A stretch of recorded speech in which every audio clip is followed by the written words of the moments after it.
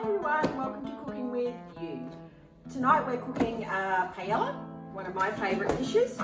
Hopefully you've received your paella kit.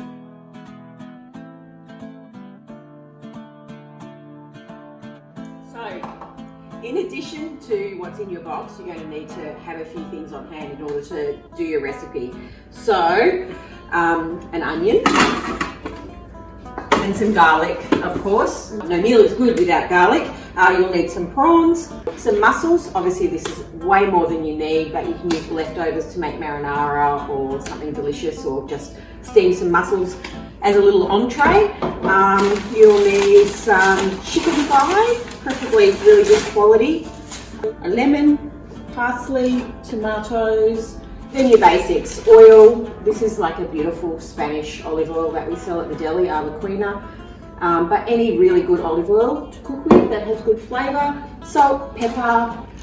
So normally you're not going to have chorizo in a traditional paella, but it tastes really good, so I always put it in mine. So you've got some lovely fresh chorizo in your pack, but a little optional extra if you would like, along with things like the salmon, squid tube, which I've also got to add into tonight.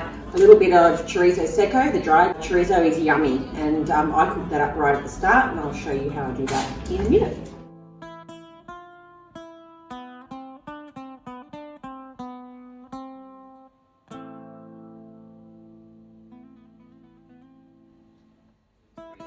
You'll have some piquillos left over. They freeze up really well. Just divide them up into small containers and freeze them.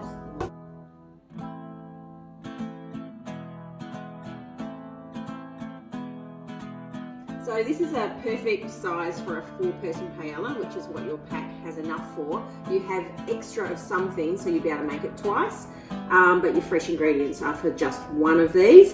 Tonight I'm making 2 in my very big paella pan, because I have more than 4 here. So basically this recipe can be adapted for 2, 4, 6, 8, literally just double it. Before you pop your stock on, you need to peel all of your prawns. Don't throw out the peelings, throw them in the pot and put the stock on top of them. Simmer it, you're going to get extra flavour from that. Any of your scraps, throw them in, and then we'll strain the stock into the rice. So you have a litre of Anito chicken broth in your pack. We do sell these other guys, which are equally delicious. I'm giving you the chicken because it's the perfect base to start out with, but you can throw in fish or jamon, which is very special and obviously extremely Spanish. Because I'm making double, I'm going to use 2, so I'm going to use chicken and jamon. You could throw in some leftover wine if there's ever any leftover in your house. There's never any left in mine. Or a bit of water if you don't have enough. Anything like that is cool. Time to cook, the fun part. So first thing, heat up your pan. Good glug of really good extra virgin olive oil. So plenty, because it's a big pan, but even with your little pan. And then you're starting your sofrito, which is your onion, garlic and tomato. That goes in first.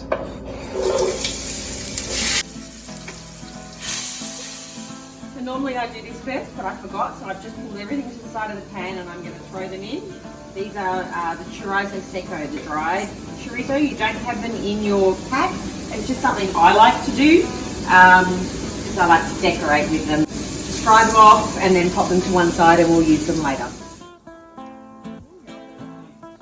Okay, so now we're going to add the next set of ingredients. So you've got your chopped up chorizo fresh, your chicken and a little bit of your piquillo peppers. Just throw it all in and fry it off.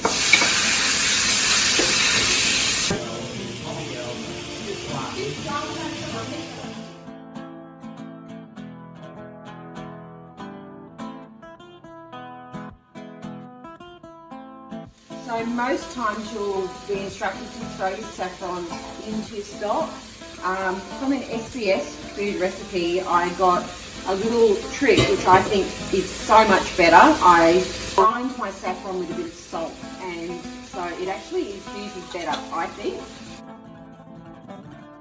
Throw a bit of salt in with that,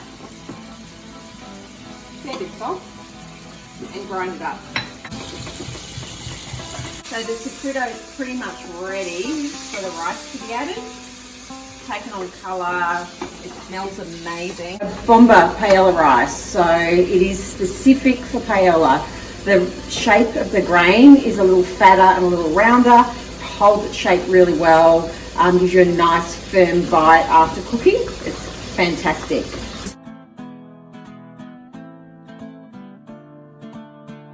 So what you want to do here is stir it until the rice starts to colour and pop a little bit. So this is La Chinata. It's a Lavira paprika. I went out of my way to find a product that has this little sticker here, which means it's the real deal from Lavira. There are lots of paprikas out there. I think this is the best. So I tend to be fairly liberal.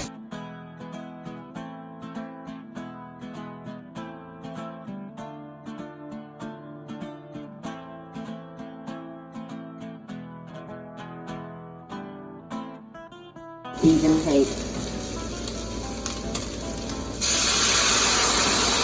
So if you put the seafood in, obviously you need to strain it. You want an even layer.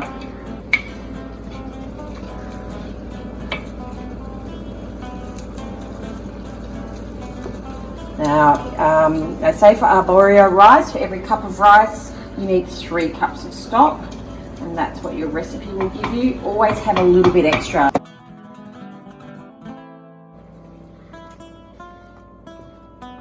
From here on now, the hardest part about paella is you can't stir it, because what you want is the beautiful crust on the bottom. It's so hard to get. Sometimes I nail it, sometimes I don't.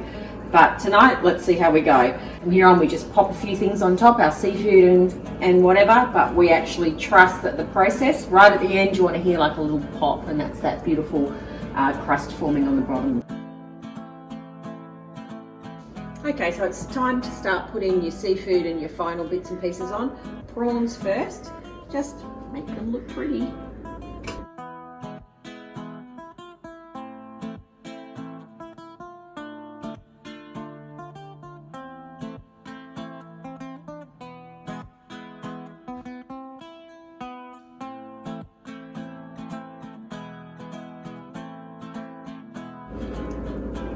So you leave that for 5 or 10 minutes, come back, have a look. What we're waiting for is for a little crust to form around here.